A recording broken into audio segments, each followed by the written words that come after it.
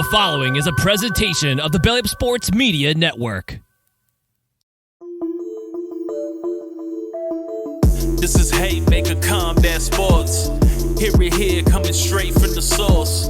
Only with the real, they ain't here to dress it up. Sweet science, MMA, you can get it all from us. Trust, 5 stars cause it's live. And through the fight game, we can guide ya. Slick talking, putting them in caution. Passing all the goals cause the audio is awesome. What you waiting for? Spread the word, tell a friend.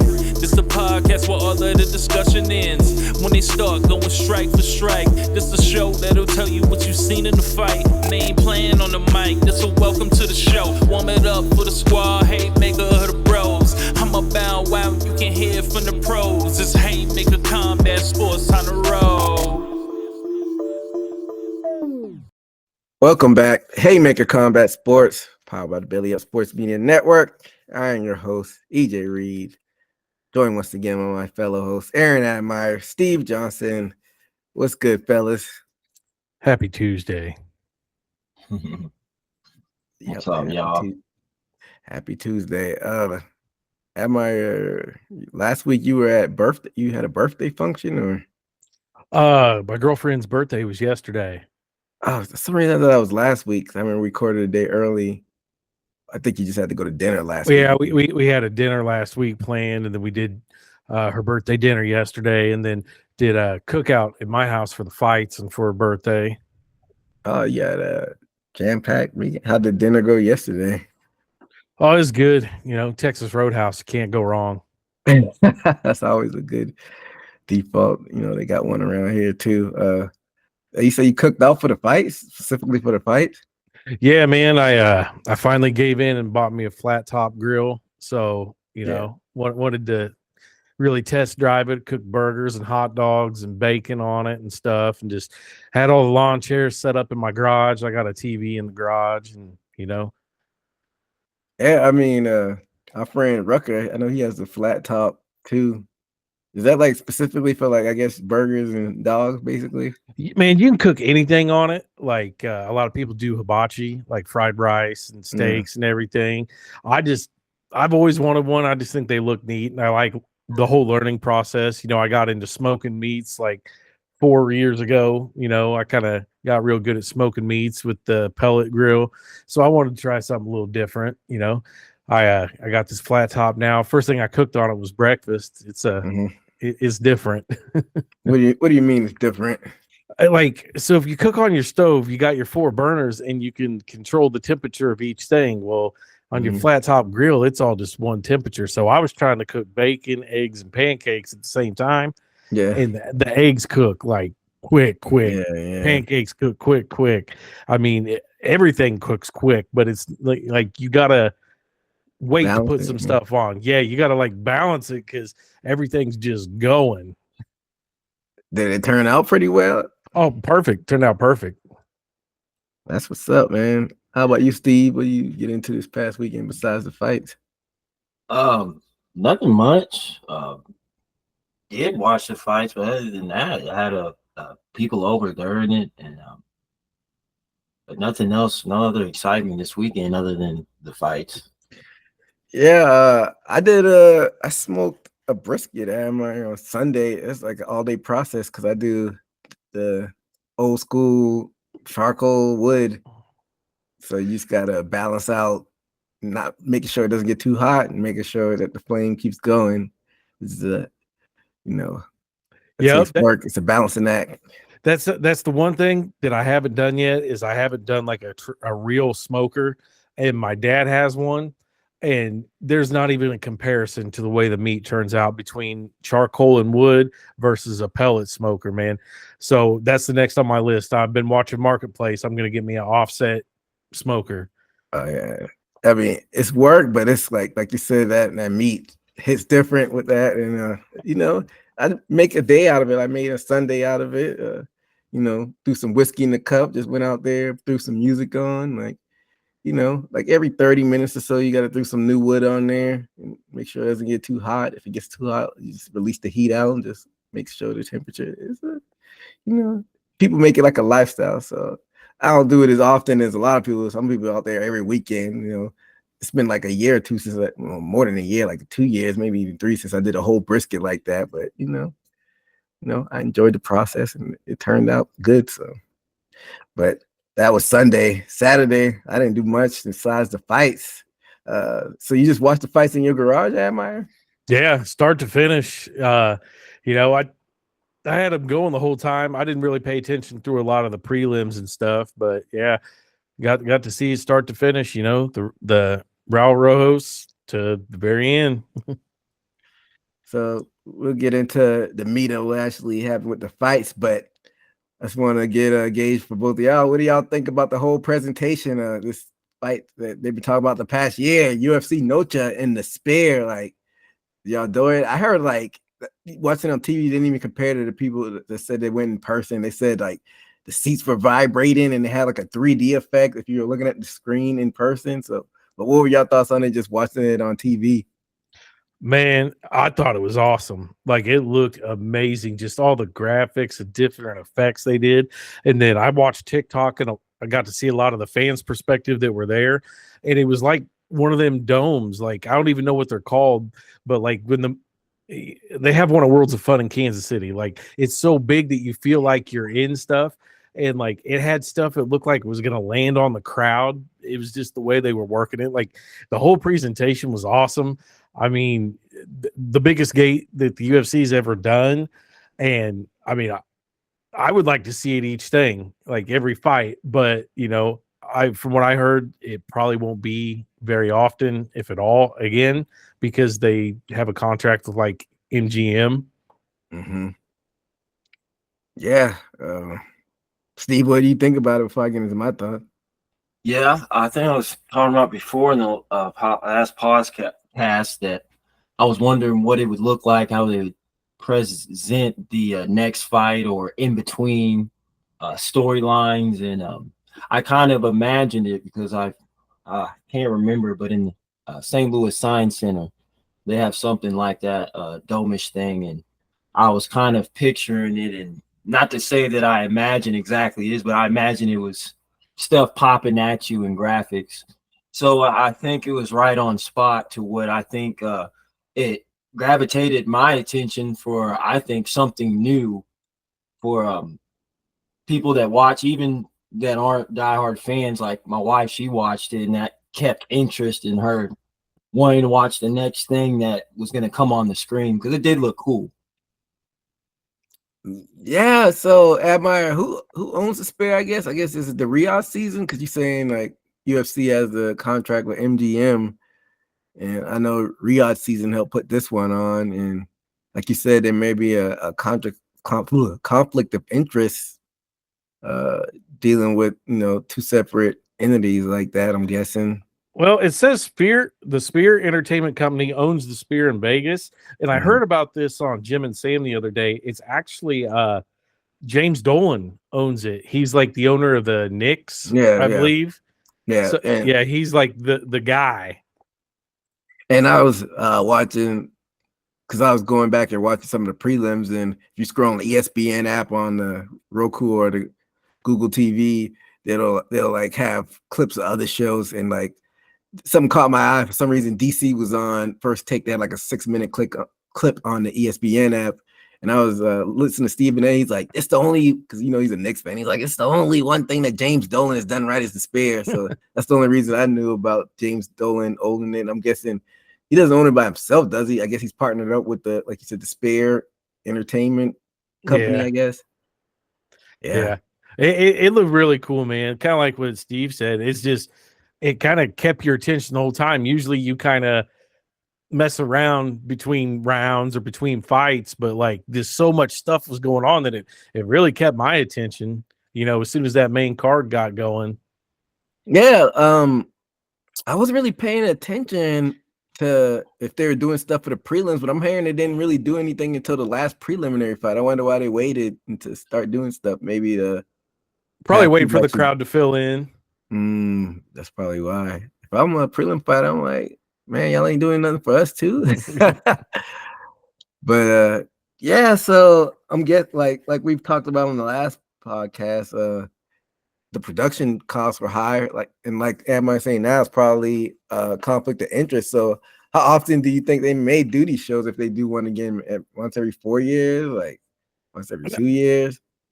I would think that they have to do it once a year, Really? That just often? because since it was such a spectacle, and they could make it a like a landmark event every year, they could make it a big deal, or even the Spirit could turn it around on the UFC and be like, no, we're not going to let you come every 4 years. You need to sign with us that you'll be here once a year.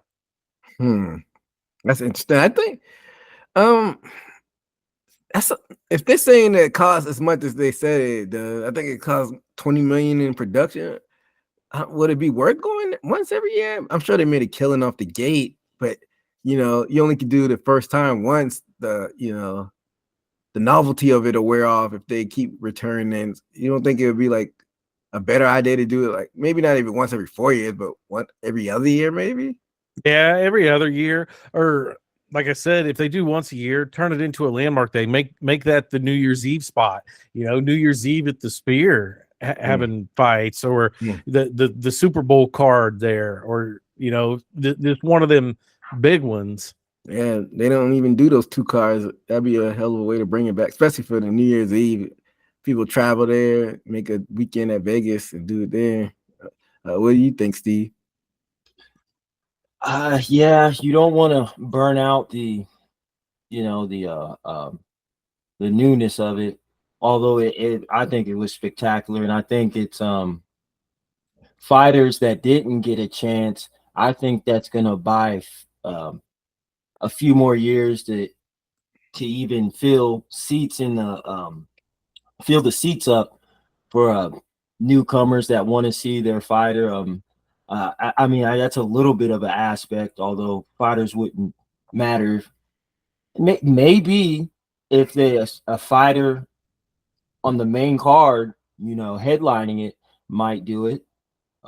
There's a lot of factors, but I don't want to burn out how make it prestige or something special to go to, like maybe the end of the year, events. Maybe that would make sense, or somebody that it would make sense. Yeah, like you said, like that's a good point though that you're saying in the beginning, Steve. Like there's a lot of fighters that didn't fight on this one that probably want to fight on it. And like I wouldn't be mad at Admire saying like if they went every year, but you still don't want them to burn it out. And if there's not, if they're losing money, they're not going to keep going there every year. So definitely at the very least every other year.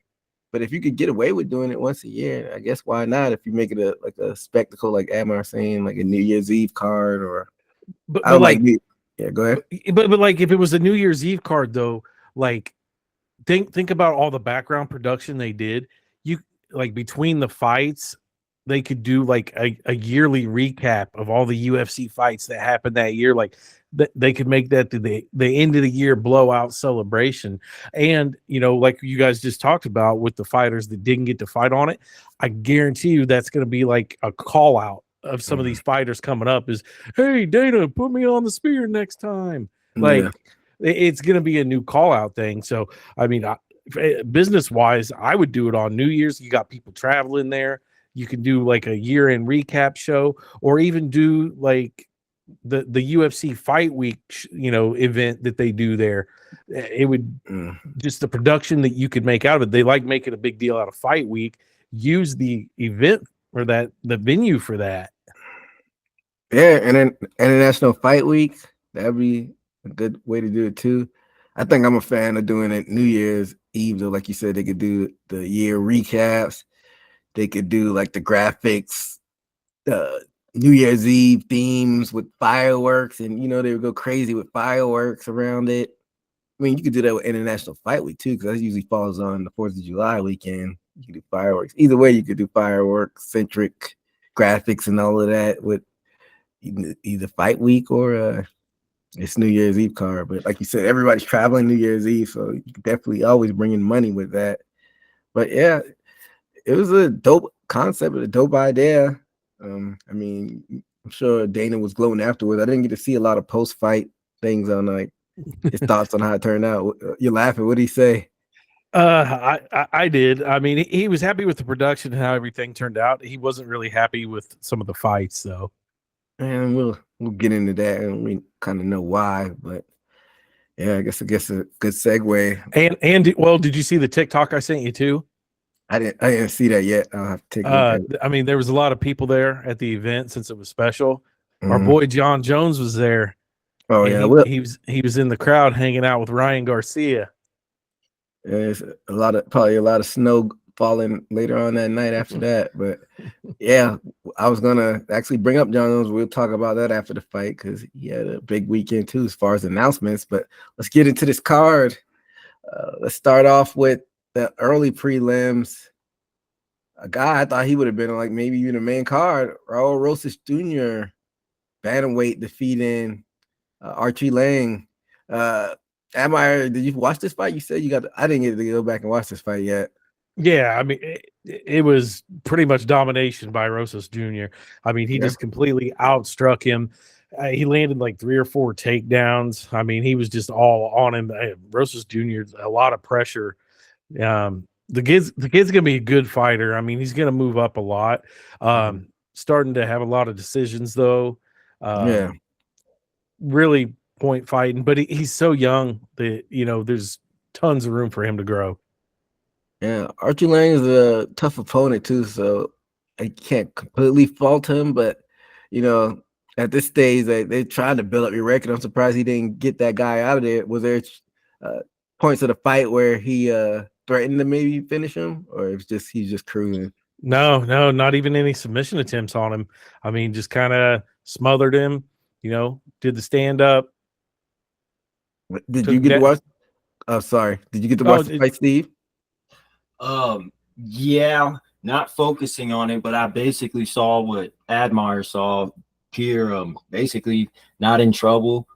Basically pacing himself in the fight, and anything that was challenged, I see that he was willing to challenge some stand-up a lot. Not be scared of fired in the pocket for a few combos. A few times. So I like that, and of course he didn't have any problem on the ground.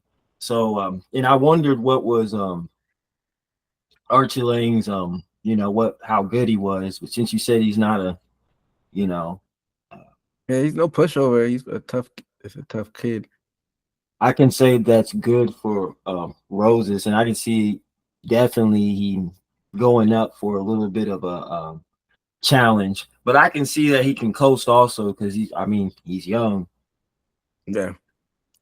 I mean, he might have just turned 20. He's in there fighting grown men with grown man strength, and I think he's only lost once, so he's beating them. So you can't sneeze at that too. I mean, only person I could compare him to was maybe a Vitor Belfort. But Vitor was 19 or so fighting in the UFC, and then that awful Sage Northcutt experiment that didn't go well. He was pretty young in there too. So yeah, I think he'll move at a nice pace, but if he keeps beating people are gonna want to see that competition step up, and I guess we got to see how he grows with that. But let's get into the prelims. At flyweight, you had Josh Van defeating Edgar Perez by decision. At women's strawweight, we had Ketlin Souza defeating Yasmin Haragi with technical submission. Lightweight, we had Ignacio Bahamondes defeating Manuel Torres by TKO. And then to cap that off, had a bloody fight. Women's bantamweight, Norma Dumont defeating Irene Aldana by decision. Did y'all get a chance to watch these prelims? Not the first 2 of those, but of course I watched the Aldana fight. She was split, dude. I think that's the worst cut in UFC history. I mean, that was up there with Marvin Eastman's head. Like, it was just flapped open. So hold that thought on that one. Did you watch any of the other fights, Steve? Yes, I did. I watched the Edgar Cherez against Joshua Van and the Aldana. I'll say y'all didn't watch those middle 2. So I actually went back and watched those middle 2 because I saw they had a finish. Ketlin Souza, she has some power, man. She cracked her with a left hand and dropped her, and then just hopped on her back and she passed out. Yasmin Haragi, she just passed out by that rear naked choke. But I That like was that. a pretty quick fight, right? Yeah, it was a quick fight. Yeah, like I didn't even have time to see what was going on. Yeah, Ketlin Sosa cracked it with a nice left hook. And then Bob Mondes fight, like towards the end of the round where he got him out of there, he just kept countering him because Manuel, I don't know what Manuel Torres's technique. I think he's just trying to just rush in there. He's like, if I'm gonna go out, I'm gonna go out swing, because he's rushing him with like no regard for his health. He was just rushing in there and didn't care what was getting thrown back. But every time he rushed in there, Bahamondes was just catching him with a counter right. He dropped it once, and I'm like, oh, he's about to get out of there. But he survived it and got back up and just was swinging wild again. And then he got caught with another counter right and then got finished by TKO. So that was pretty entertaining. But going back to this Dumont fight, Admire just recording boot to the face earlier, and then Rucker, you know, he's not a super hardcore MMA, and he's super casual. He was talking about that cut with that happened with Aldana, and he was saying he was watching it with his girl and his kid, and he was like, he thinks that the referee should have went in there and stopped it. And I told him, like, that's not how it usually works. They usually pause it and let the doctor look at it, and the doctor determines whether or not it should be stopped. As far as that goes, referee discretion is whether or not somebody's taking too much punishment as far as getting hit or submitted or something. But do y'all think the doctor should have went in there and stopped it? Is how big that gash is? I'll start off with you, Admire. I think the doctor should have probably. I mean, I believe it was the worst cut in UFC history. I mean, just because there's blood, it doesn't always mean how bad they're hurt. But I mean, that thing was just a couple fingers thick. I mean, it was split. You know, it had to require stitches. It could have got really bad if it, you know, took any more damage. I think it probably should have been stopped. What about you, Steve? What do you think? Those are the things like I hear. It's like I cringe and squinch just hearing about it, especially getting the image in my head. I was telling my wife when I was watching it, I saw it. I turned, I exaggerate. I was like, tell me what's on her face. You know, she told me it was split open. I looked back at it and couldn't even look. That stuff makes me because like Admar said, Marvin Easton.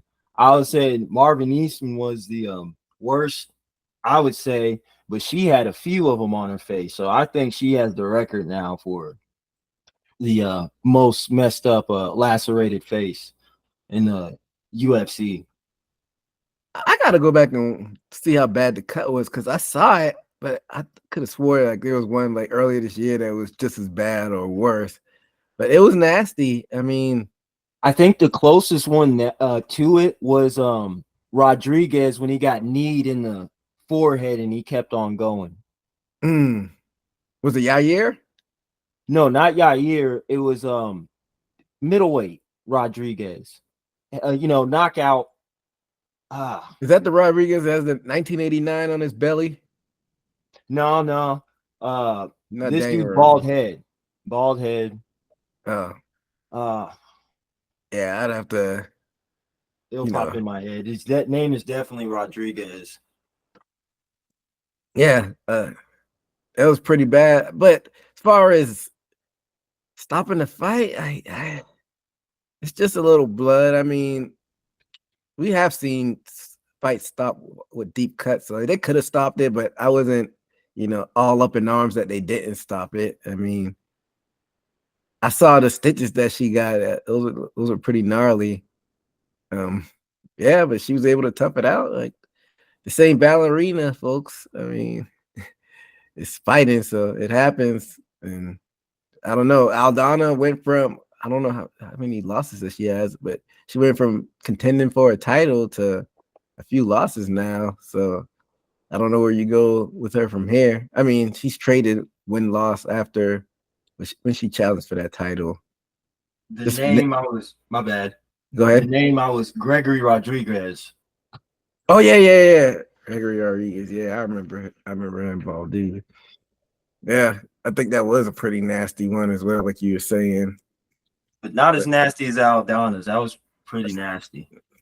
Yeah, for some reason that doesn't make me that squeamy seeing that for some reason, like a cut during a fight. But sometimes other things where dealing with blood makes me more squeamier, but it's a part of the game. And actually, since facing for the title, she lost to Nunes, of course. She got a win against Carol Rosa, and she had this loss. So, I mean, it's bantamweight. It's not the glamour division like it used to be. So she reels off a couple wins. She probably will be in line to face that Juliana Pena versus what's the champion's name? I don't know why I'm blanking on the bantamweight champion's name.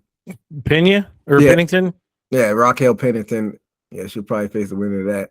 That's how much Rocky Pennington's been fighting recently. Can't even remember that she's champion. I don't think she's defending the belt yet. So I think she's gonna have a short reign, but we'll get into that. Maybe we'll mention that a little bit when we talk about the news about Jon Jones. But yeah, let's go into the main card. To kick this one off, we had at flyweight Ronaldo Rodriguez versus Ode Osborne. He won by unanimous decision. All three of us picked Ronaldo Rodriguez. And round one, Ode cracked him early and dropped him with that right hook. And I thought the kid was knocked out, but then Ode went into the triangle immediately. I thought he was going to choke him out, but he survived it and got Ode in the full guard and started landing some ground and pound. I don't think Ode should have went for that triangle if he was wanting to win. I think he should have just kept the pressure with the strikes, but what do I know? I'm not a coach.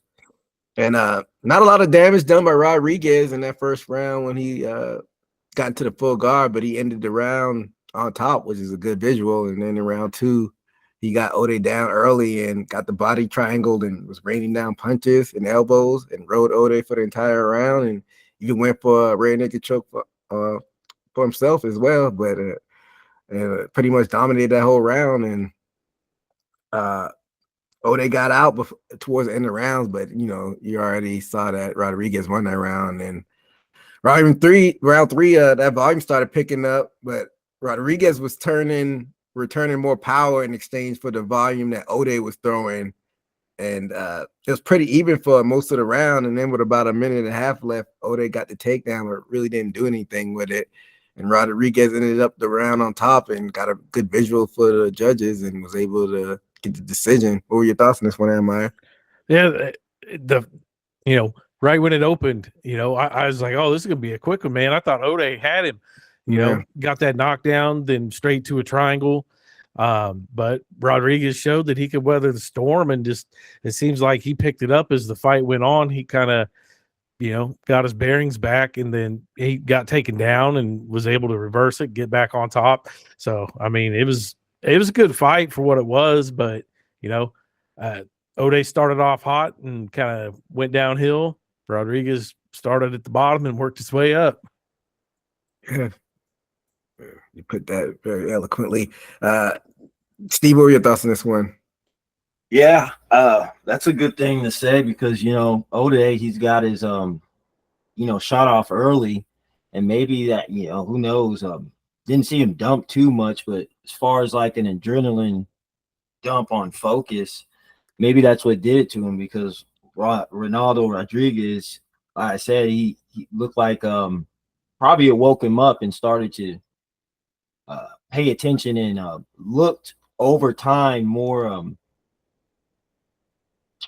dominant as far as maybe points and winning. He definitely turned on after that punch and got the win out of points and more control through the rounds, basically.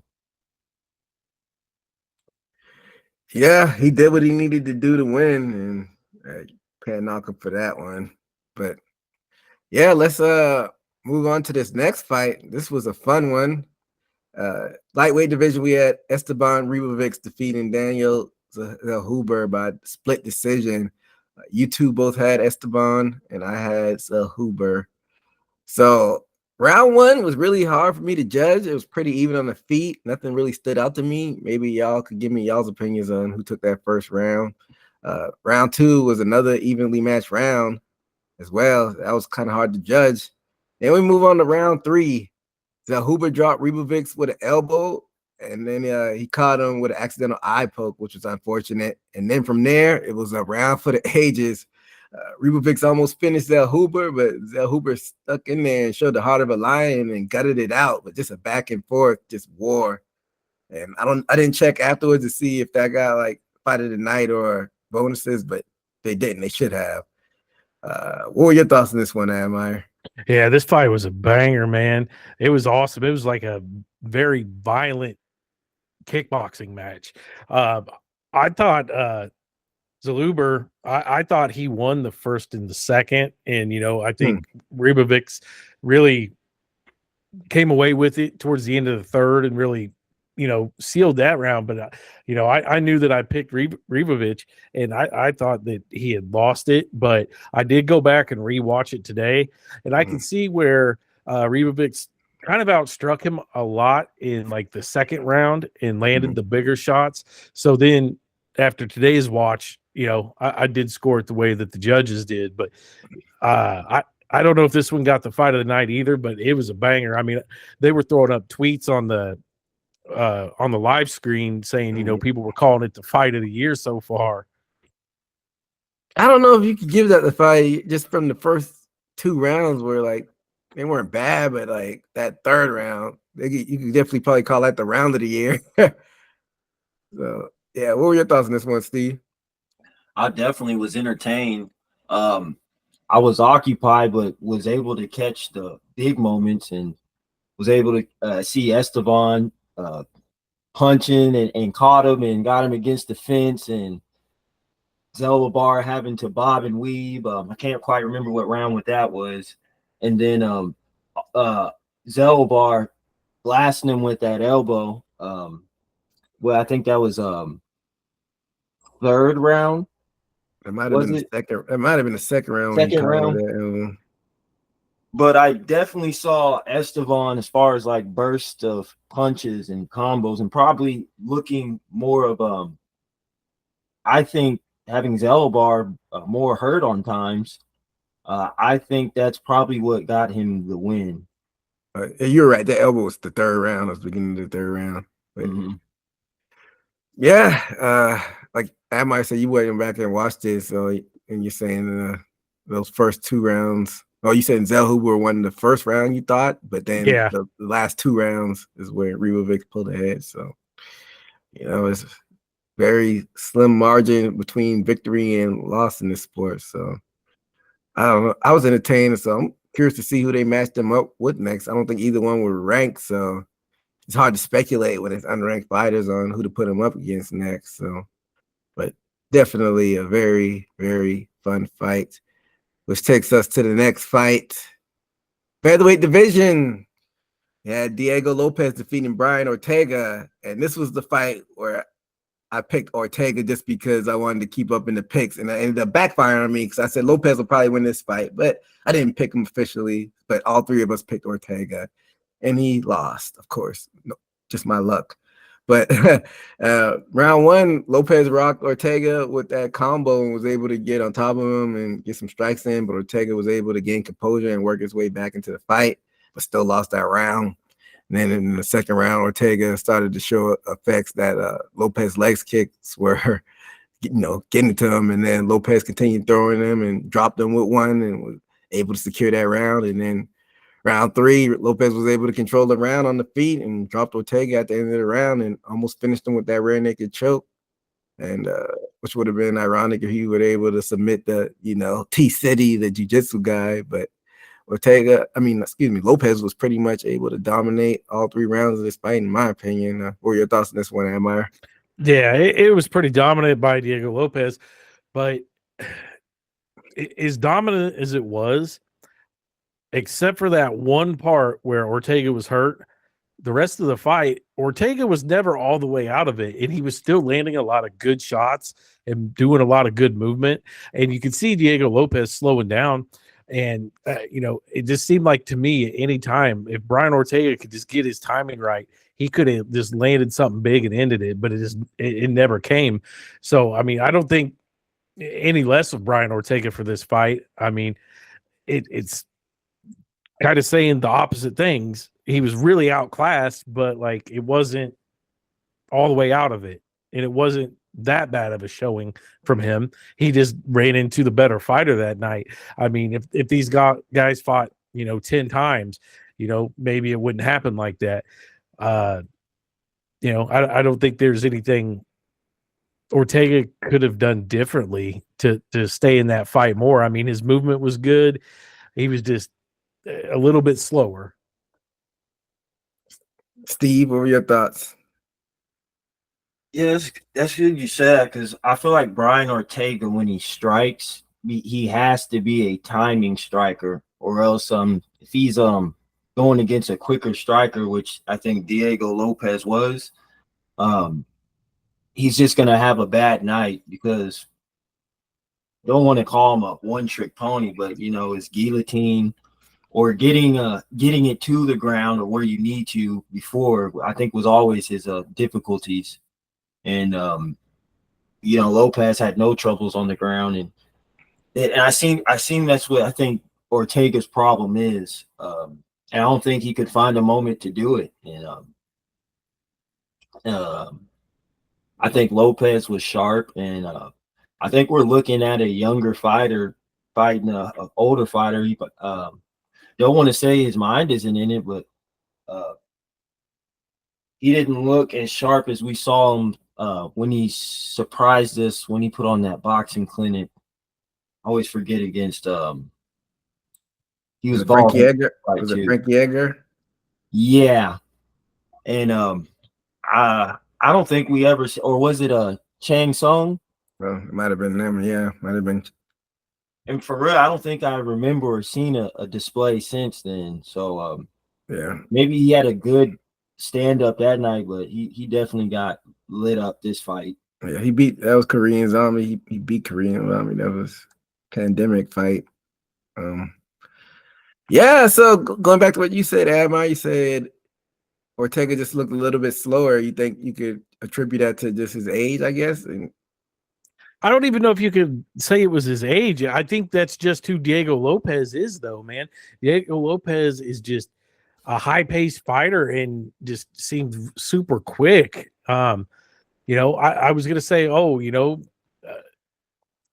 Brian Ortega, I picked him because he was the more experienced fighter, but technically Diego Lopez has more fights than him. So I don't know. Diego Lopez is just a high frequency fighter, a lot of output and just quick. He was snapping those leg kicks hard and fast. It reminded me of like the Jose Aldo leg kicks. Yeah, the legendary leg kicks of Jose Aldo was Jose Aldo-esque. But this is the fun part where both of these guys were ranked, so we can speculate on what happens next. Diego Lopez shot up the rankings. He was 13. Now he's ranked number 3. He shot up 10 spots, and Ortega shot down 2 spots from 3 to 5. So where do you go with Lopez now? Since he's in the top 3, it's where the rubber meets the road, so to speak. Who do you think they might pair him up with, Admire, after this impressive win? I think that the UFC is in a position right now that they need a exciting fighter to be a champion. I don't think they like Topuria up there. So I could see them sidelining Lopez until, that kind of shakes out at the top and, giving Lopez the next title shot. Huh. You think they will skyrocket him up like that? You say you don't think they like Ilya Topuria? I think they already have it set where it's Max Holloway versus him. Yeah. So if let's say just if Topuria beats Holloway, I don't think the UFC likes Topuria. I think that they would put Lopez in there, hoping Lopez takes Topuria out. Or if Max beats Topuria, Diego Lopez against Max Holloway is a good fight. That's a high output fight, and they're going to stand and bang. So you don't think one more test would be good for Lopez? Saying a former dominant champion like Alexander Volkanovski, a title eliminator before they shoot him to the title shot?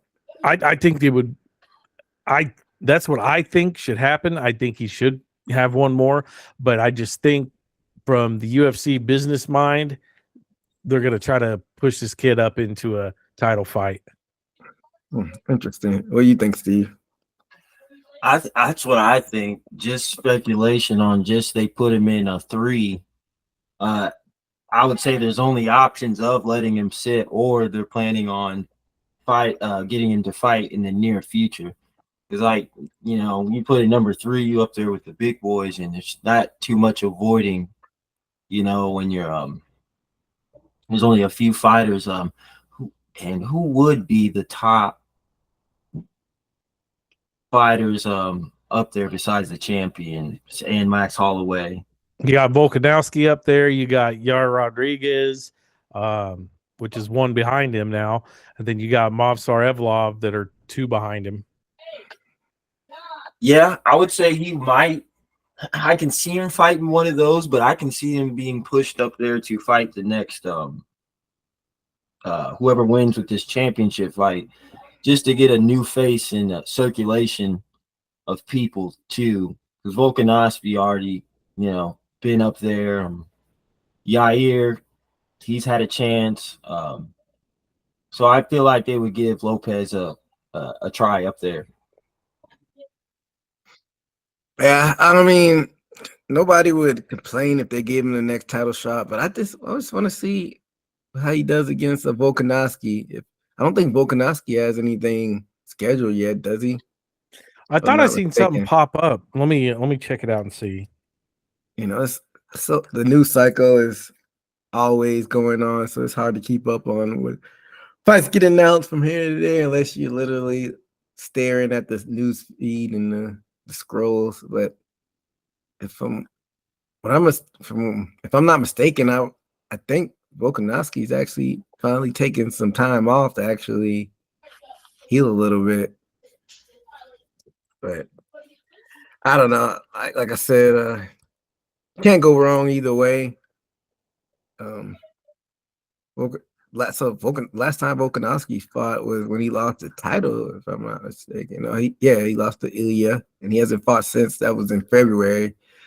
So yeah, coming off that Islam fight, fighting Islam twice within like a year span, he needed some time off, and then getting knocked out by Topuria, some bad knockouts back to back. And yeah, I don't see anything on the docket for Volkanovski.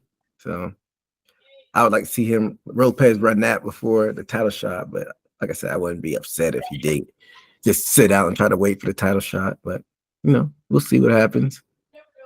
But, fellas, let's move on to the co-main event on this one.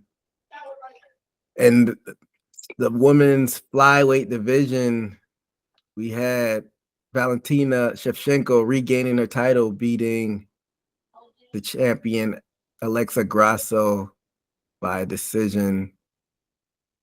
So, like Admire alluded to earlier, you had some complaints about this card, and I think it starts with this fight. But let's go through and see how it came from our perspective. So Valentina jab looked good early, and she was able to get the takedown and control Alexa for that first round, even though Grasso attempted a couple submissions. And then round 2, Valentina got her down early and controlled the majority of the round. And Alexa attempted that armbar and triangle, but couldn't get it. So it seems like her game plan was to try to, bait her into maybe a grappling war. But as you can see, from the results, it didn't work. And then in round 3, it was pretty even on the feet. But halfway through the round, Valentina got a takedown again and controlled the round on the ground. And round 4, after Alexa got taken down by Valentina, she almost got the guillotine, but Valentina kept her composure and got on top and threatened the arm triangle. And then round 5, Valentina put a stamp on the fight and went on the feet and the ground again and was able to regain that flyweight title. What were your thoughts on this one, Admire? Yeah, I mean, it was pretty dominant by Valentina, man. She had 8 takedowns in it. The thing that was the most surprising to me is as much control she had and much time she had on top, she didn't threaten with a lot of submissions. I mean, it was just a lot of, hand fighting for a lot of it. Don't get me wrong, there were some strikes in there, but it wasn't a lot of output. Dana White wasn't very happy with this fight. I think a lot of people, especially myself, this is where the night it hit its peak the fight before and kind of slowed way down here. I started kind of, dozing off in my chair. Yeah. And By the way, Admire and Steve both picked Valentina, and I picked Alexa for this fight. But what were your thoughts on this one, Steve? Yeah, I would say domination. Definitely corrections, not only from the first fight and the second fight, the draw. This one, you see that she studied every angle, like you said. It seemed like she was trying to catch her in a submission trap or catch her off guard on the grappling or on the ground, and it just never came. And she seemed like Valentina knew what to do and wasn't caught in brain fog, which I feel like the only reason why she probably got caught last time. It's just seconds, wasn't thinking. But you can tell she was on point and was never in trouble. Like you said, besides that guillotine, but kept her composure and controlled the fight all the way.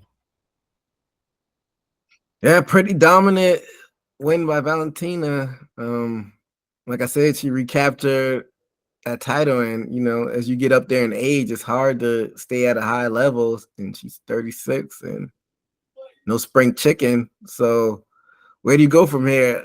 A lot of people would say like it only makes sense to do a fourth fight because they're 1-1-1 now, and I guess would this technically still be a rubber match even though it's the fourth fight because they're basically a draw? I guess it would be a rubber match, but a lot of people saying like since they fought so often and how this one wasn't the most action-packed fight, I thought it was a good display of MMA all around. But you got the people out there, the bros, just stand and bang, bro. But I'm a fan of we're around in mixed martial arts, but a lot of people aren't clamoring to see this again. So where do you go with both of these fighters now? I'll start with you, Admire. Man, like that rubber match does have to happen, but I don't think I need to see it right away, like after kind of how one-sided that fight was. But they've been around a while. They've fought, the who's who of the division. I mean, I guess you could put Valentina in there against like Zhang Weili. I mean, so you kind of have to do that. They've never faced each other. So you want to see Weili go up a division then? Yeah, I mean, somebody needs to move somewhere because I mean, hasn't Valentina pretty much fought everybody that's like in her division? No, you still got that Aaron Blanchfield fight. They kind of touted her as the next one up in the division. I don't know if she's faced Macy Barber yet. There's some fights for like some of the young up and coming fighters for her to make that are ranked pretty high. Yeah, I guess you're right. She hasn't fought either one of those. So I mean, I guess I would rather see that than the rematch again, if that's even what you call it, rubber match, fourth match, whatever. So I mean, I guess I was thinking she had fought most of them, but I guess you got to put in like Blanchfield or Barber. Yeah, I mean, she's been the past 2 years or so. She's been dealing with facing Grasso. They had that first match in March of 2023. So yeah, I was way off. She hasn't fought Rose. Yeah, that fight's still lingering out there. It's a lot of since she's been fighting Grasso so much, you kind of see like the younger girls finally trying to rise up the ranks. She's been occupying her time, with Grasso. But like, even with Grasso, like, what do you think is next for Grasso if she doesn't get that immediate rematch? She's gonna have to face probably one of the ones that we just mentioned. Kind of have this like a title eliminator there because Grasso did beat Macy, but I don't think that Grasso has fought Blanchfield. So if you want to do fresh fights, you could do Valentina against Macy and Blanchfield against Grasso. And what about Rose out there still? I mean, Rose is back there at number 5. Who's up there with them? Farhat. Has Rose and Farhat fought? I think they just fought. Did they? Don't quote me on that one. No. I think that might have been the last. Yeah, I think that was their last one against each other. So let me see. Rose Namajunas. Yeah, they fought I think that's the one that we skipped. Yeah. And Farad won that one. That was back September of last year, actually. Yeah. And she fought Blanchfield and won. I mean, Farad's got like what happened? How come Farad? Because I guess the belt's been tied up. So I'm thinking they probably put Shevchenko off against Farad next. Then that probably makes more sense. I mean, she's unbeaten since like 2018. Yeah, so yeah, maybe like you said, Grasso. I doubt they'll probably do a Barber rematch. They probably put her against Blanchfield and see how it shakes out like that. And I guess Rose will have to sit back and see how it plays out. But what do you think, Steve? Yeah, it's difficult because she did clean out most of the flyweight. Like you said, Farad, she's been undefeated. And then y'all said Rose. I don't know if did she win that last fight? Again, did Rose win her last fight? Yeah. Yeah, she won her last fight. Who was it against? Because I was about to say, like, she hasn't been winning in her last fight, but I guess one win. She beat Tracy Cortez. Mm-hmm. So I guess especially before that, she beat Ribas. Before that, her last loss was against Farad, and I think that was her flyweight debut. So she jumped in the deep end, but was able to gain her footing. And plus, she has a name. It might be lucrative to put her in that position, but I do like those other ones. But Macy Barber and Blanchfield, I can see those two also. But definitely see potential for Rose to be thrown in there just because she's a previous champion from another weight class, and we've seen before people's been thrown into to fight for that championship, even for 1 or 2 wins. And if Rose gets another win, probably definitely, but we'll have to see. Yeah, they definitely have their options, so we just got to sit back and see how it plays out. But let's talk about this main event, fellas. In the bantamweight division, you had Merab Dvalishvili defeating Sugar Sean O'Malley by unanimous decision. And before I forget, because I forgot the past couple shows, both of y'all had, or all three of us had Merab, sorry. And that puts the predictions for the night. Both Admire and Steve went 4-1, and I went a whopping 2-3. That brings the predictions for this year so far. Me and Admire are tied. This is pretty deep in the year. Last year, I kind of ran away with it. Me and Admire are both 33-24, and Steve is 28-29. So probably going to come down the wire this year on who gains the belt. So we'll see what happens, how that shakes out. But let's talk about this fight. Round 1, the fight started off weird. Did y'all notice this? Merab was going after the corner. Did you see a follow up to that, Admire? Yeah, so the coach was yelling to Sean, allegedly was yelling to Sean something about Merab. Well, Merab heard the coach yelling his name, and Merab thought that the coach was trying to trick him into listening to him. So it was a whole deal. Like, nobody really knows why. Some people commented and said that Sean's coach was kind of, just trying to distract him. Who knows? Weird shit. Very weird. But after this fight actually did kick off, Merab did a good job moving forward and making O'Malley work off his back foot. Then deep in the round, Merab got the takedown, and O'Malley got back up, but Merab got a second takedown to cap off the round. And round 2, with a little less than 2 minutes left, Merab was able to get the takedown and control control O'Malley for the rest of the round, and gave O'Malley a kiss at the end of the round that O'Malley didn't take a liking to. That was very bizarre. Round 3, Merab.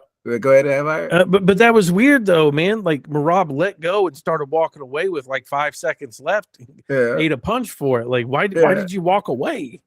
after doing something like that. Yeah, I'm with you. I don't get it. But in round 3, Marab got the takedown, but wasn't able to hold him down like the other 2 rounds. And Marab definitely outstruck O'Malley, but when O'Malley got his moments, you heard the big oohs and ahs, and that could sway a judge's, how the way they're seeing the fight. If you're hearing the crowd go ooh and ah, even though the other guy's outstriking him, but what do I know?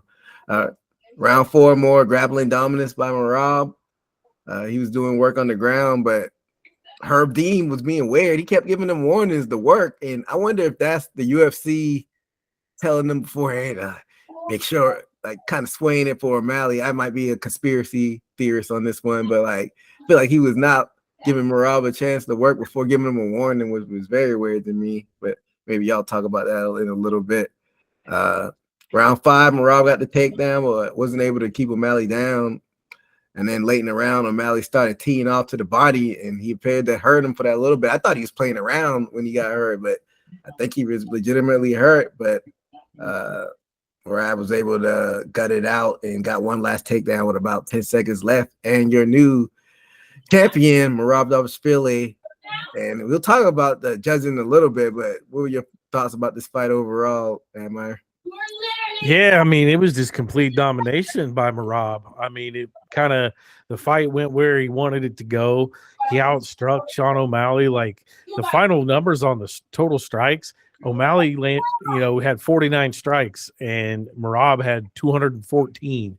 Like, that's usually opposite in an O'Malley fight. O'Malley usually has higher output and all that. Merab had all the takedowns. I think it was 6 that he had total in the fight.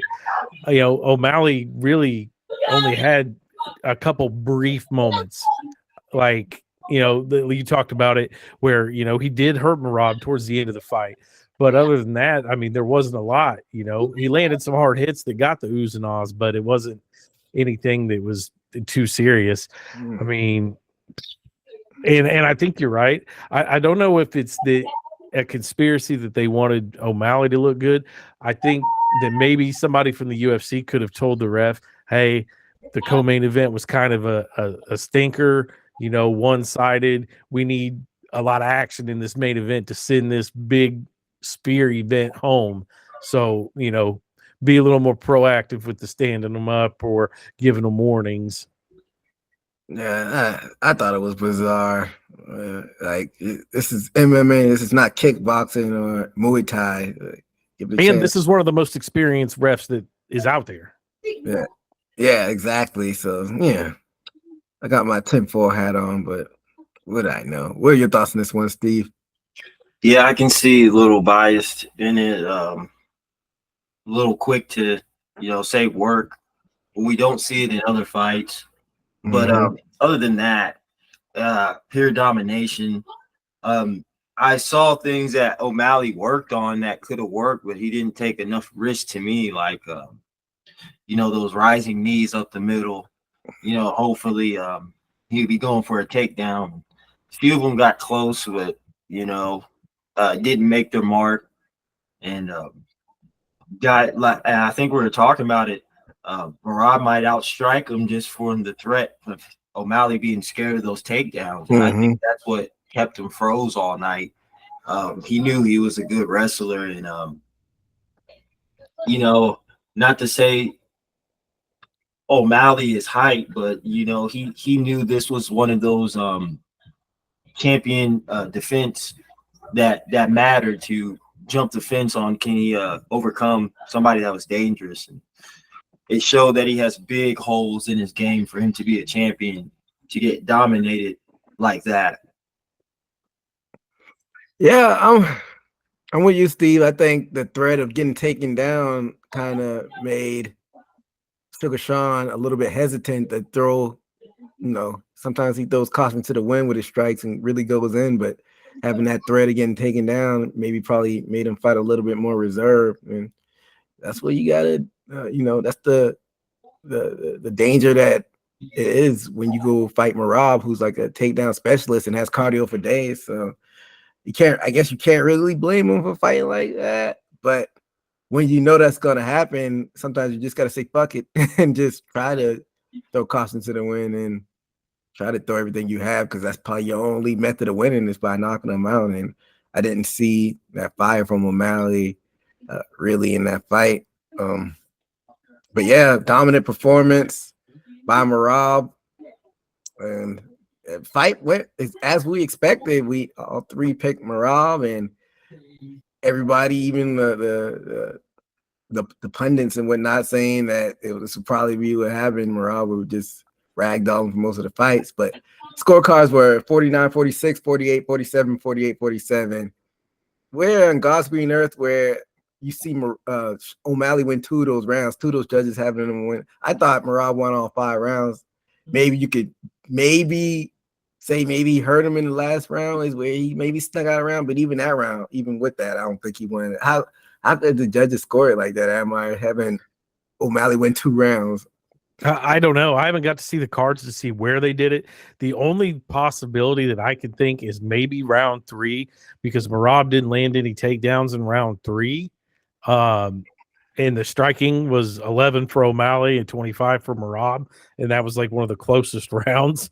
But other than that, no, I had all 5 rounds for Merab easily. Round 3, he did get a takedown, but he wasn't able to hold him down. It wasn't like the other rounds. So even that round, like, I don't know. I don't know. Maybe you saw something different, Steve, than what we saw, because I gave Merab all 5 rounds. Yeah, I didn't see anything. I saw a pure dominance through all 5. Man, these refs, I mean, these judges, man, like, it's not supposed to be like that, but I guess they prescribed it. If you got to beat the champion, you really have to beat them, but that's not how it works. Like, I think that's bullshit. I think it was some bias towards Sugar Sean. I don't know what they were seeing. And we've harped on this before. It's got to be some type of classes that these judges take or something like that, because sometimes they just pull these judges out of the woodwork, and that would have been a shame if Merab got screwed out of that championship. But good thing it didn't happen like that. He was so dominant where even biased judges couldn't rule him losing 3 rounds. So, but with that being said, where do you go from with both of these guys? Because O'Malley was their cash cow. He got paid like $3 million for this fight. And I know Dana was probably pissed at these results. It hasn't been going well for Dana lately. You got Bilal winning the welterweight belt, and you got some guys that have been winning belts lately that aren't quote unquote marketable. But like, where do you go with Sugar Sean now? I'll start with you, Admire. With Sean O'Malley, you kind of got to give him a fight with somebody that's back a few spots, let him gain his confidence, or see if, was he the real deal, or was he just the winner of opportunity? So I think you got to put Sean O'Malley against somebody like a Corey Sandhagen, or Henry Cejudo was already talking shit after the fight. So let O'Malley and Cejudo fight. That would be interesting. What are your thoughts, Steve? Yeah, definitely. Cejudo was one, because they have a backstory. Already set it up. Few things happened before the fight with Henry Cejudo and Sugar Sean. Now, are we saying what we do with Sean O'Malley or Merab? Or just Sean? We'll talk about Merab next, but what about O'Malley? I would say that fight or Sandhagen, like you said, but there's a backstory with Henry Cejudo to think that immediately, if you want to get back onto the and Henry Cejudo's a wrestler too, so he can kind of test, whether if he can defend his takedowns or not. You're going against a wrestler, which would kind of erase a little, not sort of erase, but gain a little bit from his loss from Merab, because I think that would test him very well to get some of his takedown defense, or if he can, to prove it to the fans. So what about O'Malley versus Figueiredo? Would y'all be interested in that? Yeah, somebody in that 4 to 6 spot, whether it's Sandhagen, Figueiredo, Cejudo, somebody in that. I mean, I don't think, I have my idea who Rob's going to get next, so I won't throw their name out there. But I don't think you put O'Malley against Peter Yan. You already beat him, quote unquote, in that fight. So yeah, I feel like Cejudo would be the money match if they're just trying to sell a fight, just because Cejudo's a former champion. But I'm gonna be mad at the Figueiredo fight, and I guess that'll take us to where you think Rob goes. And you say you had an idea. I mean, feel like they were setting up Habib's cousin Umar. That's the name. That's the one. I mean, the dude's undefeated. I mean, he really doesn't have the resume of big names to put him up that high, but like he took a big jump. He beat Corey Sandhagen, so he was automatically way up there. And I mean, the guy's got skills, obviously, from watching him fight. So I think that's that's the next fight. So Umar and Nurmagomedov. But what are your thoughts, Steve? And also, Umar, he was a Bellator champion. His brother Usman is in Bellator. Okay. And then I think he's the lightweight champion there. Definitely after beating Sandhagen, he's thrown himself in the pot to be up there. And I haven't seen any on social media or anything of what's going on with. I've heard people have been saying he's been trying to avoid Umar. I have to look into that, but I think definitely that would be a fight. But I've also seen Figueiredo also offering a fight with him also. So I would say between those two. Yeah, I think you gotta run that Umar fight. I think it'll be a battle of wrestling. A lot of people might not be interested in that. So I think if you run that fight, that's got to be a co-main event. I don't think that headlines a card. I'm sure that'd be the irony. What if that was the co-main event to the next Bilal fight? That'd be Dana White's. It's his worst nightmare. I'm a fan of chaos. I like seeing Dana pissed off, but I doubt he has a say, so he probably wouldn't put those two on the same card.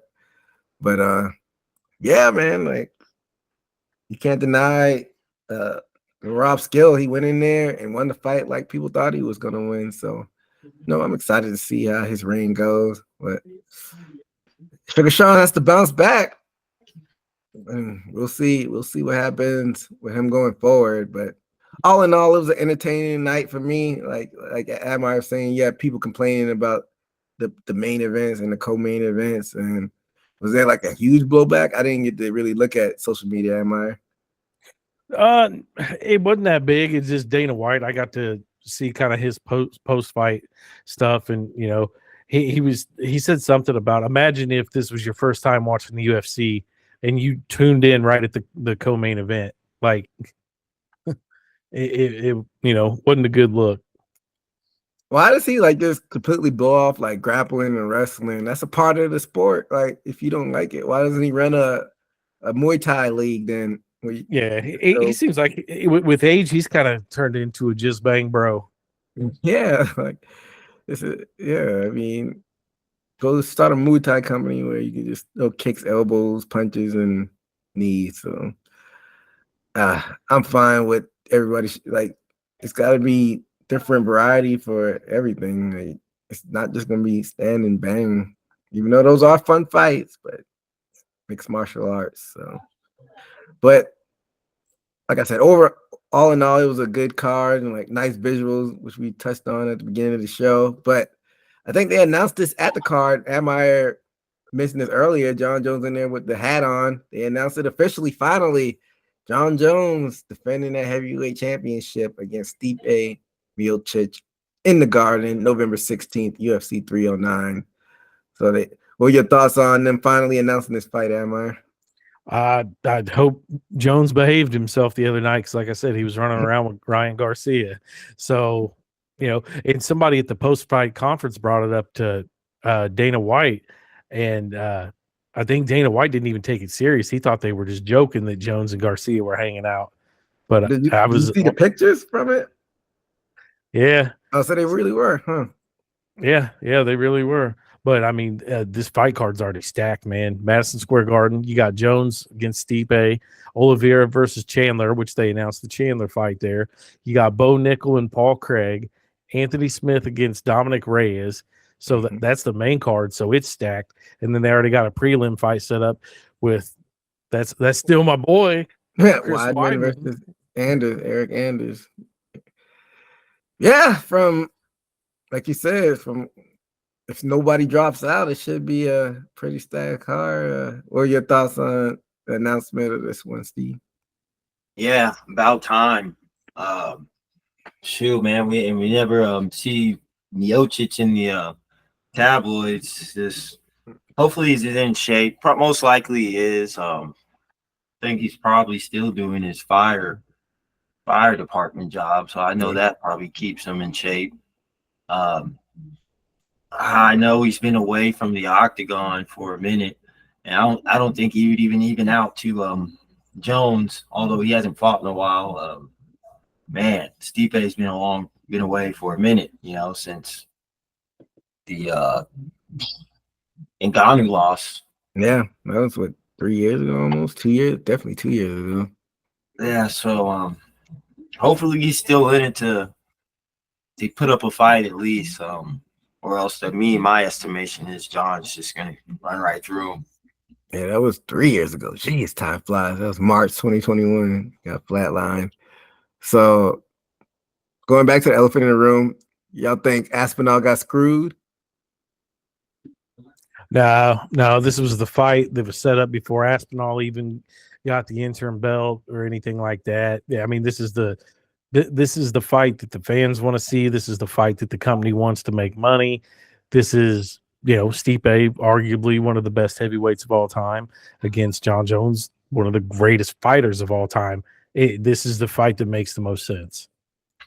And I think so as well. What are your thoughts, Steve? Definitely. For the peoples Jon has fought, and for the people we look up to as great champions like Cormier, Ngannou, Stipe has beat them. Ngannou the first fight, and so saying that, I think definitely this is the best choice over Aspinall, because although he's a good fighter, this was supposed to happen. And saying that Jon Jones is still in the same era as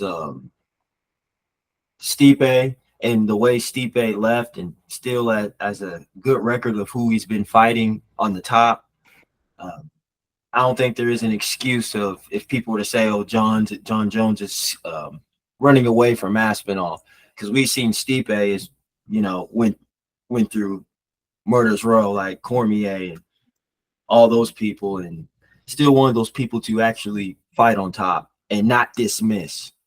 Stipe is still one of those dudes, I think. Yeah, I mean, like I said, they always had this fight in the works. That was always the plan. So you're always gonna have fanboys. Everybody's been looking for the past 12, 13 years, somebody to beat Jones. And Aspinall is the latest guy who they're hyping up to potentially beat Jones. I mean, it may eventually happen. I'm never gonna pick against Jones.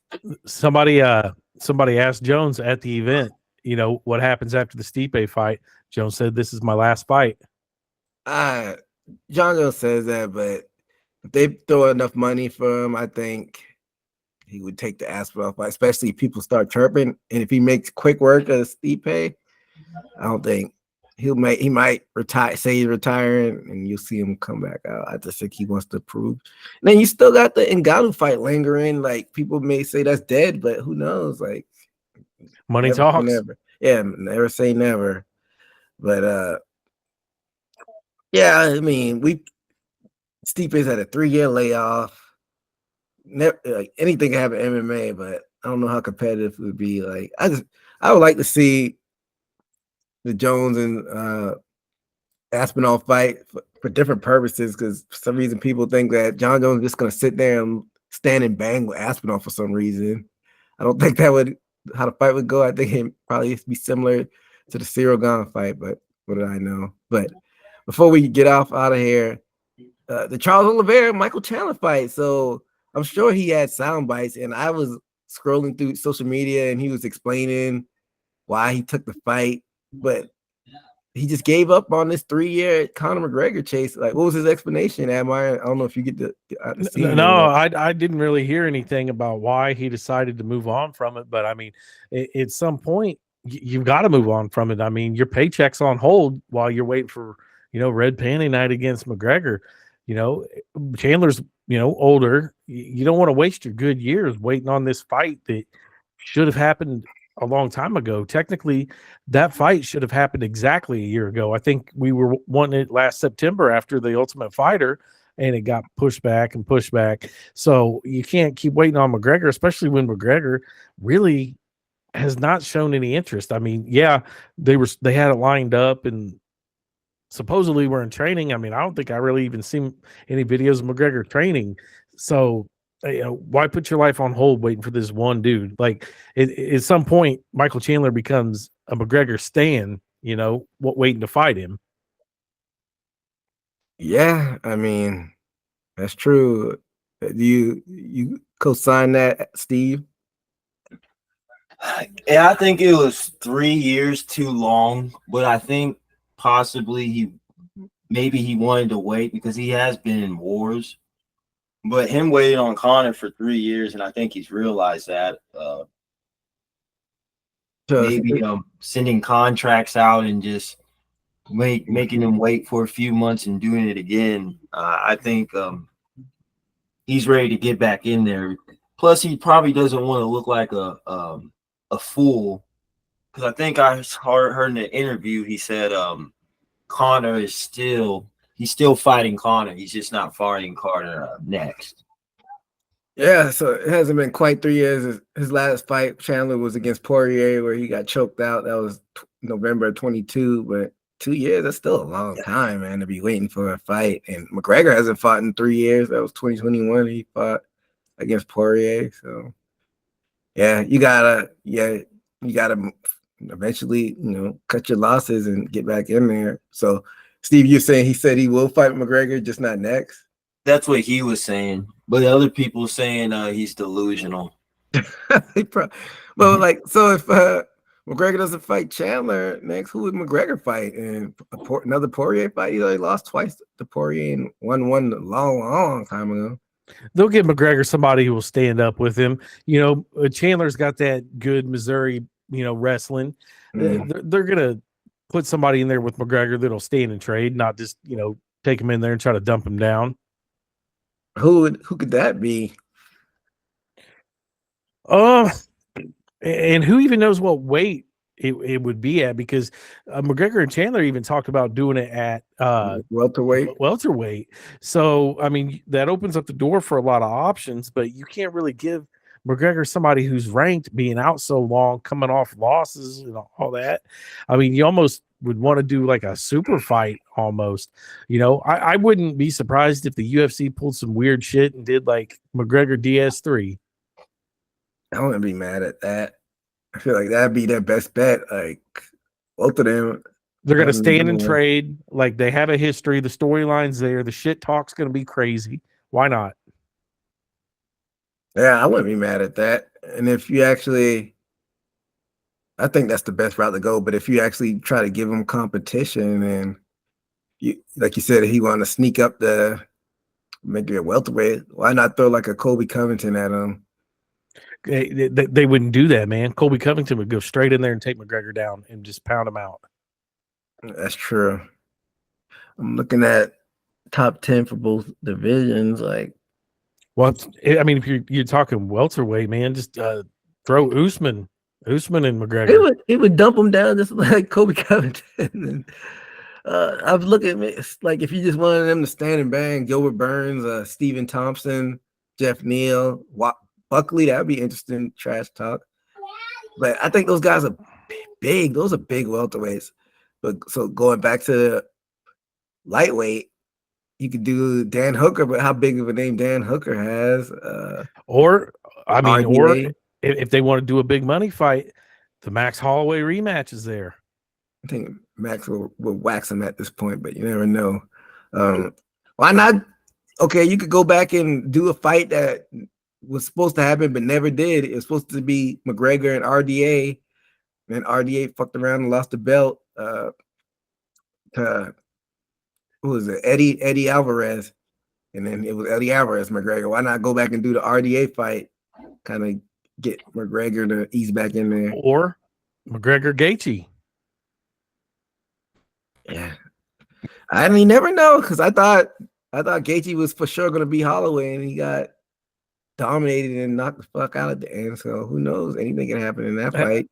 I'm just telling you. I mean, I would bet everything I own that they're going to give McGregor somebody who is a predominantly stand-up fighter that's going to stand and trade with him, not somebody that's going to take him in there and just dump him. What do you think, Steve? That's also what I think. Because, like we say, Chandler, I mean, that's already a tough fight for him. But anybody, and plus Dana, complaining about these fights lately about grapplers and champion grapplers, I'm pretty sure he would want to put on a show for the people and not, you know, have stakes on it like what was it, Nurmagomedov. And the hype behind that, I think that was a forced fight that had to happen. And the story propelled the money with that. But this, you know, I wouldn't be surprised with anything, because I was real surprised with the Donald Cerrone fight and saying, why is he fighting him? So I can see anybody on the open, like a Justin Gaethje or somebody picked for him to fight next. Yeah, so you thinking they might go like a Gaethje route? Yeah, or anybody that's a gatekeeper. I figured I figured if Conor was going to come in and fight, I didn't think he was gonna fight Donald Cerrone when he did come back, but he did. So I say anybody can be picked.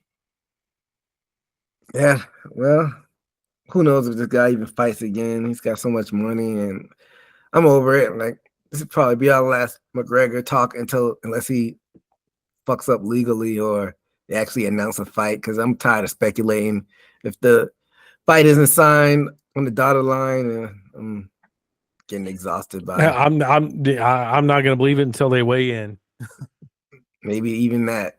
I might even go that far, but we'll see. But, you know, that takes us to the end of the show. So there's no fight this weekend, but the weekend after next is a Paris fight. Probably won't do a full show for that, but if time permits, I might do a little quickie 10, 15-minute episode if I have time, but who knows. But then they come back finally with UFC 307, and we'll definitely do the pre-fight show and the post-fight show for that. That's on October 5th, so that's kind of going to sneak up pretty fast. That's in Salt Lake City, Utah. You got Pierre facing Khalil Roundtree, so that should be interesting. And like we talked about as well, the Rocky Pennington and Juliana Pena are going to be co-main event on that one. So we'll be back to discuss those, but make sure to follow us on all social media platforms, the Instagram, the Twitters, and like and subscribe on YouTube. But that'll do it here for us at Haymaker Combat Sports. Until next time, be safe out there. Later.